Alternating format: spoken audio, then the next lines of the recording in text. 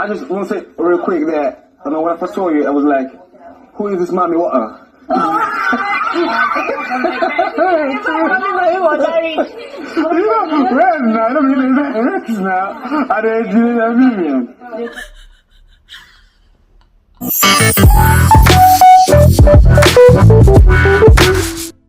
Okay guys, I'm trying to understand what's going on here. I actually do understand, but hey, just for the sake of making a mockery of the ego of all these our shine your eyes boys, guys. Last night was a vibe. It was really hilarious seeing the way these guys crumbled like a pack of cards, like a cookie, when the ladies walked into the house and started working around in all their glory. Guys, it was just simply hilarious because all through Saturday night and the early days of or the early hours rather of Sunday, these guys, they were seriously planning, they were seriously encouraging one another, seriously giving each other ginger that, hey, when these ladies come into this house, we should not make them feel like they're important. Any lady that wants to come and act as if she is fine, we'll put them in their place. Guys, courtesy of Saga, courtesy of Pere, courtesy of White Money. And now look at them. Look at White Money. Look at White Money. Judy's going to go and shoot his shot or whatever that was with Maria. I mean, who will see Maria? Who will see those set of hot chicas in that house? And then they will not want to drop down their ego and go and shoot their shot.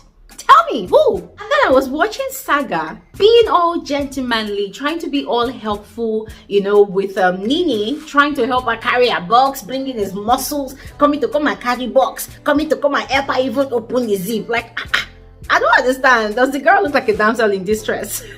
Hey guys, no. It was just very, very interesting to watch. And listen, I mentioned in yesterday's video that these guys are just making their mouth. The moment these ladies walk into that house, how will they comport themselves? What will they do? Oh yes, of course, they carried out their prank, they pulled it through to the end. It was quite exciting, and hey, it just gave me the vibe that this season of Big Brother Naija, it's gonna be really, really explosive.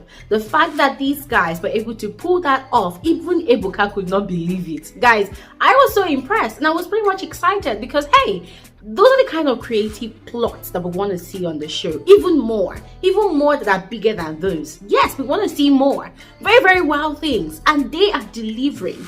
Already, they kept the whole of Africa on edge because people were dying to see the end of that prank. People wanted to see how the ladies would react, but then unfortunately the ladies did not really they didn't really play along. I think they did play along by, you know, being quiet and all of that. Imagine coming in through Biggie's mansion door and you have already planned the kind of hi greeting that you want to give, and then you come and everybody's like shh. Guys, it was really very, very, very funny. But I was expecting the ladies to come together, you know, that same night and prank the guys whilst they are sleeping. You know, that kind of thing. But anyways, if I were in their shoes, I don't know what I would have done. But I love the way the ladies, you know, took the whole thing in good faith. They were not really upset. They were not really angry. And the guys did something very, very, very, very, what's that word again? Is it chivalric? Correct me if I'm wrong. Yeah, I love what the guys did. Yes, you know, most of the ladies, they weren't wearing clothes that were long sleeved, so they noticed that they were getting cold, they were freezing under the AC, so they went in and, you know, should I say, donated their jackets, their suits for the ladies to use to cover themselves. I'm like, okay, that's really impressive. But just from that simple gesture, I could already foresee a lot of situationships coming up in that house. I am seeing a lot of triangles already coming up in that house, guys. Tell me what you're seeing in the comment section below, because I'm sure a lot of you saw what I saw. Now, this one I want to tell you guys, it's a secret. Basically an open secret, okay? So if you have your pen and your papers, start writing down. You see, the moment those ladies got into that house, yeah? Already, I started seeing into the future. I started seeing those ones whose fans are going to buy them cars. I started seeing those ones whose fans are going to buy them houses. I already also saw those ones that the Nigerian Sugar Daddy Association are going to start clubbing to one corner and taking care of them paying their house rent, giving them all expense paid trips, in fact buying them jewelries, buying them designer fashion accessories. Guys, oh yeah, let me start mentioning their names now. Maria's fan base, they would definitely buy her a car. Hey guys, if the car does not come from her fan base, guys, that car will definitely come, so just watch out. Write that name down. Number 2, Angel. Angel is totally gonna get a car, whether we like it or yes. Watch out, because that kind of banging buddy. Hey, I don't know if you guys have noticed, but when it comes to Big Brother Naija, you see sometimes the physique matters. Yeah, sometimes the physique matters, because when you see girls who are looking very hot, people already are entertained just by looking at those girls, just by seeing them going around the house. And trust me, whether these girls win or not, we're gonna have another season of fans gifting their faves cars, houses, and more. So what's her name? Maria, number 1 on that list. Angel, number 2. Jackie B, oh my days, that body, that body cannot go to waste. So guys, just watch out. Jackie B is number 3 on that list. Number 4 on that list will be Nini. Yes. Guys, Nini is beautiful. She's sexy. She has this sex appeal, you know, when she walks around the house, like it's very magnetic, calling the guys. I was watching her dancing in the arena this morning. I'm like, oh my god, you know. Guys, just watch out. Just watch out. These girls I'm also mentioning, they're gonna cause a lot of wahala in that house, just as they're gonna cause a lot of wahala outside the house as well. Another thing I noticed was that before White Money had gone to go and start having conversations with Maria in the middle of the night, earlier that evening, you know, after the whole luncher, after everybody had settled in the house, people had eaten, White Money had prepared food and they had fed the ladies, you know, everybody was in good vibes. They had gone to the garden and they had started introducing themselves, as the females started introducing themselves to everybody, you know, talking about themselves briefly. And guys, yes, I heard a lot of things like, oh, I schooled in the UK, I schooled in the US, you know. I'm like, okay, we have a lot of I just got back people coming into the show, which is quite interesting. But anyways, that's not what I'm trying to focus on. Whilst everybody was talking, White Money, in fact, right from the house, he deliberately removed himself from the midst of the women. And guys, that got me cracking up really bad, because then it reminded me of all the things he had been saying to his fellow guys inside the house, that hey, don't allow any woman come between us, don't allow any woman to break our bond. If I see any of you start changing towards me, I will roll your head around the house, blah blah blah. So when I saw White Money keeping his distance, it got me cracking up, because guys, it just made me realize that this guy probably has a weakness for women. So he's possibly trying to protect himself, you know, make it not go lose guard, because of course we saw what happened to his fellow Igbo brother last season, Ozo.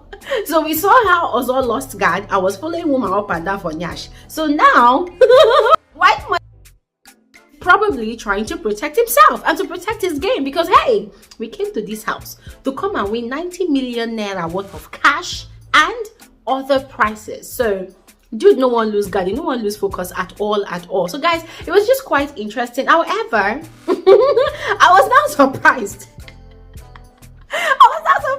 When at night I was going to go and talk to Maria, but then something also interesting happened. You know, most of the girls like Maria, Arin, Peace, Liquor Rose, I don't know, I feel like they kind of got drawn to White Money's energy and they were literally sticking to him a bit long, you know, all through the conversation.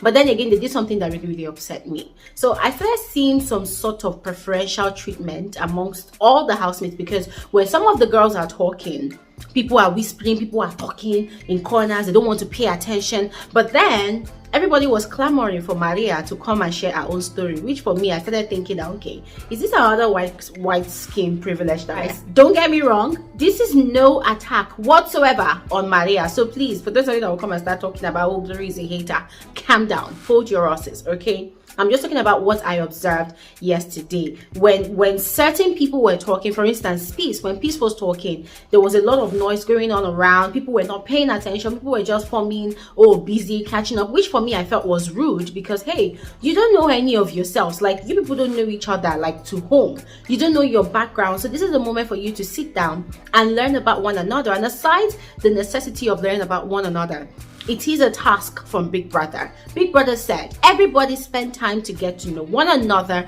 all through the week, and then fish out the 2 wild cards. Yes, but then instead of them to sit down, I don't know, it was just really annoying, Yellings was going up and down, and then what's their name?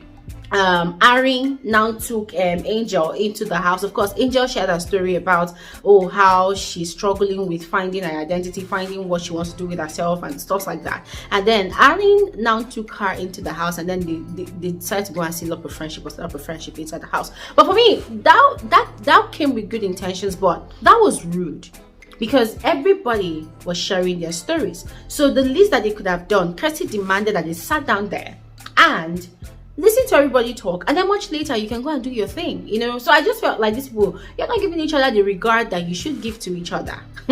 We'll see how that goes. But aside from all of that drama of yesternight, guys, the vibe today has been very, very refreshing. Very, very refreshing vibe. Saga, as usual, is helping them get fit because he's a fitness enthusiast, and everybody, the vibe is good. The girls are dancing. Lee Rose is already teaching the girls, or the guys as well, everybody, some dance moves. And guys, to be very honest, I especially cannot wait for Saturday night party, because trust me, people like Sasuke, they are already giving us some crazy dance moves. Guys, what do you think? Let me know in the comment section below. And this is where I'm going to end this particular episode of Frantic Speaking with Glory Elijah. I will see you all on another episode. Have an amazing day. Bye.